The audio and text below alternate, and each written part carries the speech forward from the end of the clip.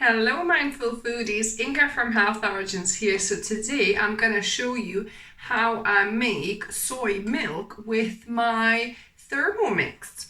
So let's begin. The easiest way for me to make soy milk, it's still with my Soyabella maker, but that actually has errored on me, and until I figured out what's wrong with it, I'll show you the second easiest method that I do in my Thermomix. So what you're going to need, you need about half a cup of dry soybeans. So in Soyabella they've got this handy little plastic container, and that kind of weighs out the exact amount you need of dry beans, and that ends up being about half a cup. So I've soaked those soybeans overnight, or about 12 hours. So about 12 hours. If you're gonna soak it in warm water, you might be enough 8 hours, so that might be even quicker. So you want, the beans fully, as you can see, fully expanded. You don't want to over soak them either, because so about 12 hours is perfect. So what we're gonna do, we're gonna add our beans to my Thermomix. I'm gonna switch it on. And you want freshly boiled water. I've just boiled water just now, 1 litre. So I'm gonna just pour it on my soybeans. That will, blending with boiling water will help to get rid of some of that beany flavor. So I'm gonna put my lid on, and I'm gonna blend this on high for about a minute.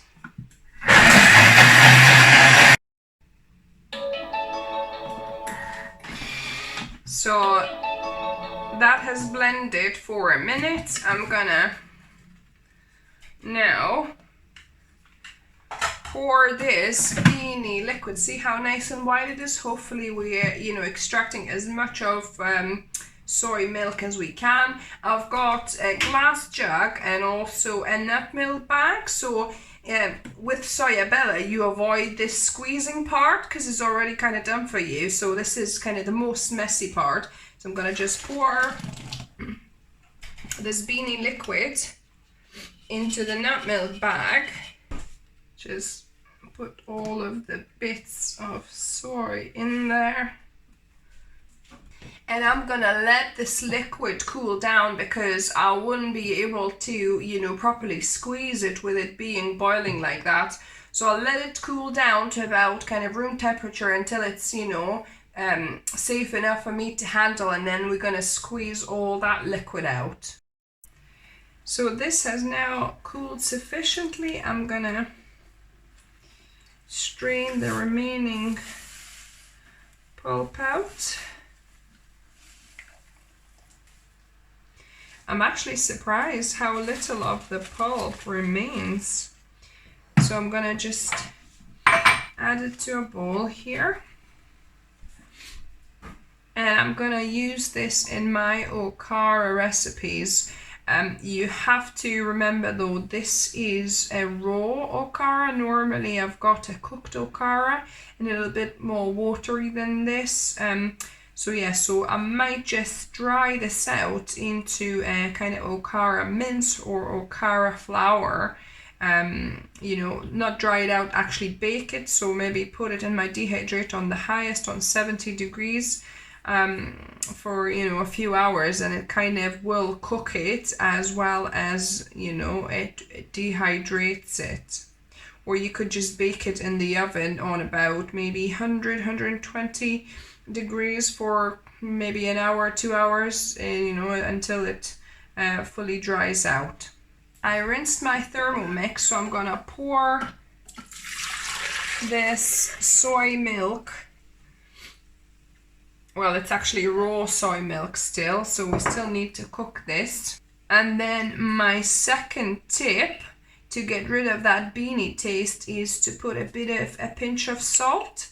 So we're gonna cook this now for, you need to cook this for at least 15 minutes, but I'll probably do for about 25 minutes to make sure it's fully cooked. So I'm gonna put my lid on on my Thermomix. And the beauty of Thermomix is that normally you would need to, you know, stand there on the stove and keep on mixing the milk so it doesn't, you know, kind of stick to the bottom. Whereas here with the Thermomix, I've got the mixing option. So I'm gonna put 20 minutes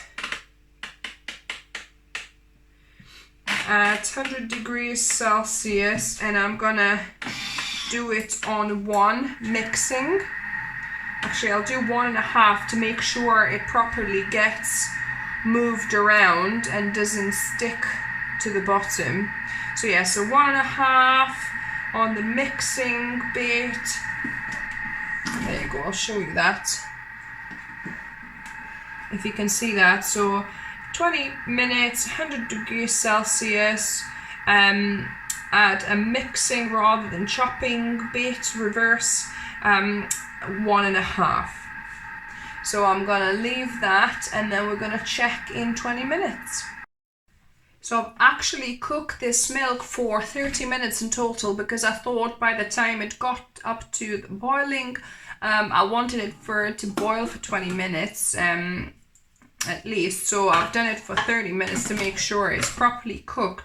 So I've got a clean glass jar, and I'm just gonna pour the soy milk into that. I'm gonna let it cool down at room temperature first, and then I'm gonna keep it in the fridge, and then we're gonna taste test it once it's fully cold. And the beauty of using Thermomix, as you can see, because it was constantly moving, there's hardly anything stuck to the bottom of this. Because normally if you were going to cook this milk in the pot, then you need to keep on stirring quite often. And even though, you do mix, you still get quite a bit of milk stuck to the bottom. But because this is constant moving, there's hardly any. And it should come off pretty easily. Now on to the taste testing part, and we've got a helper. Where? My lovely husband Mark. So I've just had some quercetin, homemade quercetin. I'll link the video above and down below. So it's kind of all bitter in my mouth. So I'm trusting Mark to taste test this soy milk. Something you should never do. So yeah, so our Soyabella packed in, or it's broken. We'll need to figure out what's happened. So I made some soy milk with our Thermomix, and that was quite easy too. Oh. Okay. So let's see what it's like. Is that like the usual soy milk that we get with Soyabella? It's a bit more, it's slightly more beany. Is it? Slightly more beany. It's not overly beany, but it is quite cold. So I think I'll need to try it myself. It's a little bit beany, but it's quite, because it's cold, I don't think. You see what I mean? It's got that slight hint of beaniness. It'll always have a little tiny bit because it's a homemade soy milk. But I mean, it's hard for me to tell because I've got a bitter taste in my mouth now, so it's not like a lot. It's quite creamy. Just do the other side.